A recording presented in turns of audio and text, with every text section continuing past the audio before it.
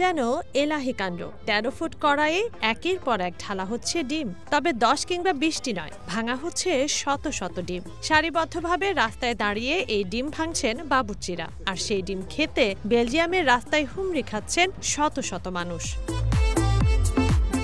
বেলজিয়ামের মেলমেডি শহর এটি। এখানকার বহু পুরনো রেওয়াজ এটি। বিশেষ এই দিনের শুরুটা ৯০০ শতাব্দীতে। বেলজিয়ামে লোকমুখে প্রচলিত আছে, ক্ষুধার্ত পথচারীকে পেট ভরে ডিমের অমলেট খাওয়াতেন সেখানকার মানুষ। আর এই রীতি বছরের পর বছর ধরে উদযাপন করে যাচ্ছেন মেলমেডিবাসী।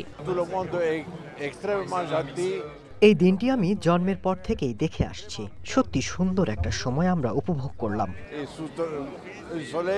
শুধু খেতেই নয়, এই দৃশ্য দেখতেও ভিড় করছেন বেলজিয়ামবাসী। তানজিন অন্ত, ওয়ান নিউজ ডেস্ক।